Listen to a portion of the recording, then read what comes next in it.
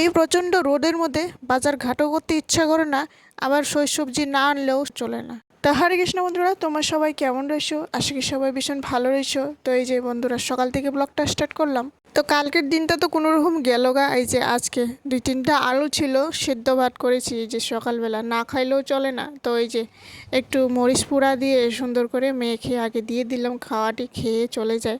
তো সকালের কাম কাজ বাকি ছিল, এই যে বাইরের কাম সেরে ফেলেছি, কাপড় কানি ছিল ধুয়ে শুয়ে, কারণ সকালটি রোদটি ওই জায়গাতেই পড়ে। তো যত পাই আগে সকাল সকাল কামটি সেরে নিলে মানে তখন ভালো হয়, সকালবেলা তো রোদটা উঠে না।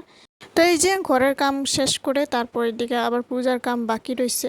তো খুব গরম লেগেছে, মুখ সুখ আবার ধুয়ে নিয়েছি, ধুয়ে নিয়ে তারপর এখানে তিলক সিলক ধারণ করে নিলাম। তিলক সিলক ধারণ করে এখন আবার এই যে পূজার কাম এই যে করে নিলাম, নিজে ঠাকুরের প্রসাদ দিয়ে দিই।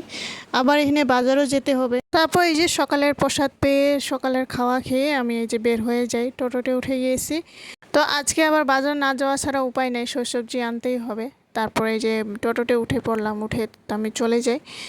তো খুব গরম ছিল তখন, আবার এই যে এসে এই যে কাপড় সাপড় চেঞ্জ করে আবার এদিকে আমি এই যে কিছু বাজার ঘাট নিয়ে এসেছি। এই যে এগুলো মিষ্টি কুমড়া, বেগুন আর টমেটো, এগুলাই সবজি, মরিচ টরিচ ছিল না। কাঁঠাল নিয়ে এনেছিলাম, একটা কাঁঠাল কচি ছিল, খুব ভালো ছিল। তারপর এই যে কাঁকরোল, ভগবানের জন্য প্রসাদ, এগুলাই। তো নিরামিষ খাওয়া মানুষের যেমন খরচাও যেমন সবজিও তেমন লাগে, 2-3টা করে সবজি লাগেই একদম। যেমন বাঁচতেও সময় লাগে, তেমন রান্না করতে জানলেও খুব সুন্দরও হয় সবজি। তো এই যে সবগুলো এখানে গুছিয়ে গুছিয়ে ফ্রিজের মধ্যে রেখে দিই। তো যা কিছু রান্না করব সব বাইরে রেখে দিব, তারপর সবগুলো ঢুকাই রেখে দিব। তো আজ বানাবো কাঁঠালের সবজি। তো এই সবজির রেসিপিটা আমি নেক্সট ভিডিওতে দেবো। তো এই যে ছোট ছোট ট্যাপড়া ট্যাপড়া বেগুন নিয়ে এনেছিলাম, এই যে দেখুন, খুব ভালো লাগে দেখতে। এটা বানাইলে তোমাদেরকে শেয়ার করব। এই সবজিটি খুব ভালো লাগে।